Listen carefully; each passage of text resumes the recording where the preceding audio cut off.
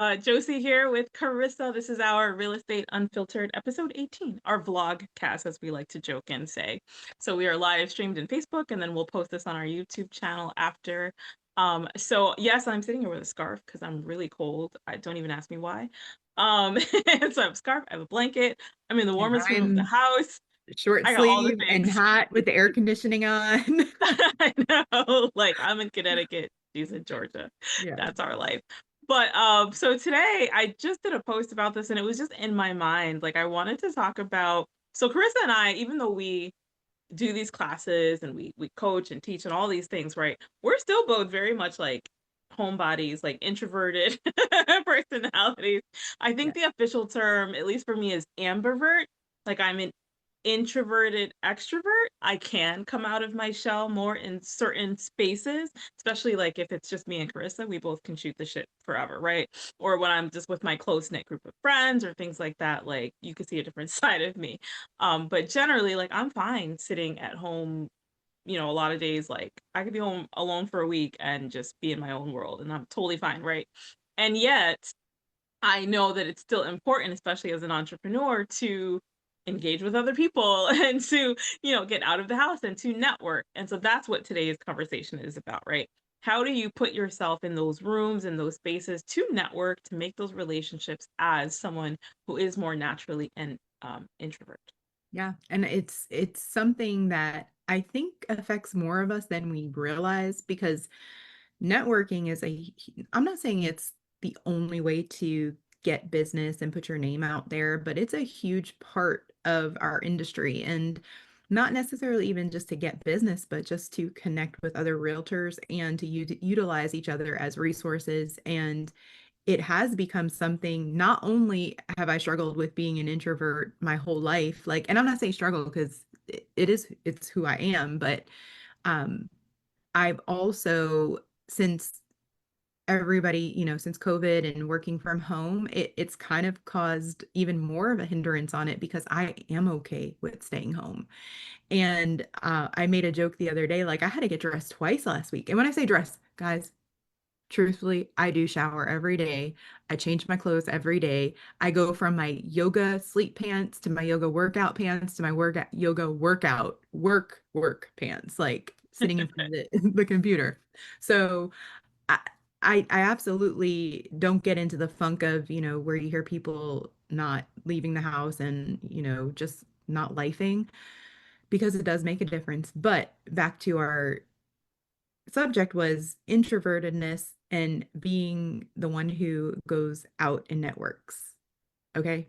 So I will say from personal experience, it's still a struggle. I struggle with it all the time. I just said I was like pissed off that I had to get dressed twice last week. However, once I was out, I was great, right? I think it's the mentality part of it, like the ramp up period of like, oh gosh, you think of everything that's involved in having to go out and put on. And for me, I know I'm not speaking for everybody, but I know for a fact that most introverts are super deep people. Not saying extroverts are not, but we Right. we Very reflective prefer, and yes, thoughtful. Yeah. Hmm. we prefer deeper conversations, and networking typically is a lot of small talk. And so that has been the struggle for me. So in overcoming that, I have positioned myself to do more smaller networking events where I can connect with people over and over again, like the same people where we're building those relationships. And that's been helpful for me. I don't know about you, Josie. I know that you do way more networking than I do, and you would probably be the biggest chameleon introvert extrovert ever because you truly come off as more social. Like you do a lot more networking events Oh, and sweet. things like that. I So literally just pictured myself as a chameleon, just my mind has, I think I said it last week. It's got my creativity has a mind of its own. So I actually don't think that I do. You might think so because I do a lot of social media. And so anytime somebody sees me, they see, it's one of the first things that they'll say, like, I see all your posts. They may not engage, and I've learned this. People may not engage, they may not like, comment, whatever, but it doesn't mean they're not paying attention, right? And so when Right. I tell you, it's probably the number one thing that people say to me now, and then also like, oh, I've been meaning to get in touch with you because I need help with X, Y, or Z. Literally the two things that I hear the most often. But like you have your Tuesday talks that you do every month. Like I don't have something like my friends, I would say. So I am very intentional to spend time with like my friends and my family, which I am close with. But as far as networking with like strangers or colleagues or something like that, like I, I probably get something in a quarter, and I do go to like real estate events. So that Hmm. might be different, but even that's usually more traveling. Like I'll go to family reunion most years. I'll go to Elevate, every year. That's my one big conference, right? And sometimes there's a couple others in there, but like I don't have like a monthly like you do, right? Where you're very intentional at least once a month to go to that space and network with that like group of people. I think the difference a little bit for me is that I also have Valerie, right, which is my rainmaker. She's also my sister. And a lot of times, we do come as a pair. We joke that we don't come as a pair, and yet people are used to seeing us together. And when she gets invited to like a professional networking thing, usually that extension then comes to me. Or she'll ask if I want to go with her to be her plus one. And vice versa, right? Like, because neither of us necessarily love to network, and she's a lot better at it than I am. So, like last week, there was a networking event that our past client invited her to, and then told her to bring me along because the client knows that I also do coaching and brand marketing and things like that, right? And I had a great time. And Hmm. so this year, I have been very intentional to try to put myself out there more in those types of spaces. Like that's the second kind of networking thing I've done in this month, and that's a lot for me.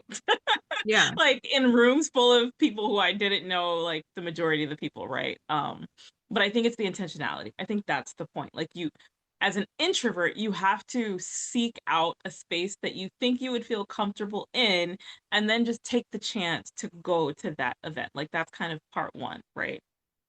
Or Yes. create it, which is what you did. Yes. And that is key, I believe, in networking period, is the intentionality. Like if you do not go in with intentions and like what you want your outcome to be, and it doesn't necessarily need to be a monetary, it doesn't need to be I'm going to get this many clients, or it's just maybe you want to say I want to connect with this many people, right? And for what reason do you want to connect with them? Do you want to add value? And I think that is one of the things we overthink, is like, we go into these, and I'm again speaking broadly, but we go into these events and we think that we should be getting something out of it, right? Instead of going into it and figuring out what we can bring to it, because when we bring value, that's going to connect you with the right people that need to be in your room. And so that's what happens. And especially like Tuesday talks, um, not every week is, or not every month is a huge turnout, but I always say the people that are supposed to be there are there. And we Mhm. have super deep conversations. And it is very intentional in that, because when we created this meetup, we wanted it to be a space where people can just come and talk about whatever, because we're in this industry and it's not always about the hustle, right? Sometimes it's about, guys, I am tired. Sometimes it's about, hey, I have this going on. How do you balance having a husband and this great career? And sometimes it's just about like, I have nothing left to give. What can I do? And they show up and they don't realize how much they've given by just showing up. So when you go into it that way and you remove the task Pressure? from it. Mm. Yeah, Task. like Yeah. yeah, Mhm. but like you remove and you just show up as who you are. And Mhm. you Josie said, like with market, like I know Josie's jam is marketing, so she probably needs to find some marketing, because that's what's going to spark her to be like, I'm excited to go to this. And so if you look at it as a task or just a check mark off of your box, you're not going to want to put that on your calendar. But if it's something that you are intentionally like excited about, and you know the value you can bring to others, and getting something as a bonus changes the game. It really Right. does change the game. What I am going to suggest is that I did a post earlier today, right? About this conversation actually, because this really was on my heart today. And I shared 5 tips on how to kind of create that networking opportunity and to go deeper on those relationships. So go to our social pages, right? On Facebook, it's the Real Estate Operations Institute. On Instagram, it's at Real Estate Operations Institute. Go engage with that post and read those 5 tips.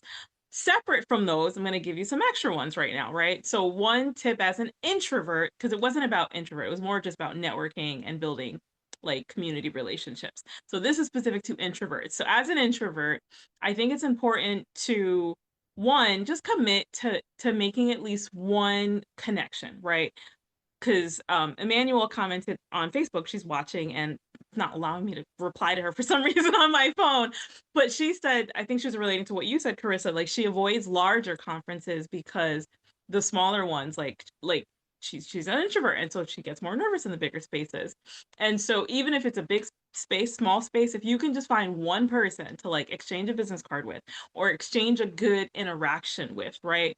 Then I would say that that's your goal. And if you feel like you've did that and that's enough networking for you, then feel free to go hide and run away. I'm okay with that. Right. So that's part one. The other piece I think is that you have to be willing to come from curiosity. And networking is not, honestly, to me, it's not about talking about what it is that I can do and bring to the table. I know that I have value to add, but I want you to talk about yourself. So as the introvert, this is how I can get more comfortable. If I can get someone else talking all about them and their business, but then I'm genuinely engaged in asking questions, right? So like last Monday, I met someone, she's an esthetician, and I don't even wear makeup, mind you. Like this is rare. You see me with lipstick today. But I had all these questions for her, and they were genuine questions. And we had a great conversation, and her and I even connected after on socials. Like I was like, oh, we're gonna be like friends, right? Yeah. But I gave her the opportunity, and she was like in her bubble, being able to talk about what she's passionate about. And so that is what I would encourage you to do. Like use the opportunity to let whoever you're trying to connect with, like pull out what you might see and then that potential communication, that potential connection. And then if something comes of that, then great, right? Yeah, and so I mean, I know we're trying to wrap this up, so I could talk about this for a long time because this is a huge thing. But I want to say, put a part of your business goals, right? On your business, on your 135, if that's what you're using, say, whatever it is, because you're not going to do it if you don't put it on there. And number two, get out of your head and figure out things that are energizing and not Overwhelming. draining. Yep. Yes, because the second you start channeling it to stuff that you are excited about, networking because becomes next level, right? Because there's some people that do it at such a high level, and I'm honestly jealous because I'm like, oh my gosh, like I wish I, but you know what? We can do it as introverts. We just have to do it in our own fashion. That's it. I agree. I agree. And then, if you're in that space, ease into it. If you can commit, it was one of the suggestions I think in the post. So go read the post. But if you can do once a quarter, then do that. And if you want to level it up to do once a month, then awesome. And then if you want to take it a step further, then go for like once a week coffee or lunch date. Zoom to me totally counts, right? Because since COVID, like Carissa said, if we can meet with someone over Zoom virtually, then that counts and we can build connections that way too. But like build up the momentum, if you will, to help you get more comfortable. The more you do it, the more comfortable you'll be with it. Exactly. Yeah. So I hope this was helpful. Just some quick tips for our introverts out there, because believe it or not, like I said, both of us are introverts. And go read the post. And then if you have questions, you want additional tips, just comment and we're always happy to reply. Thanks for joining us.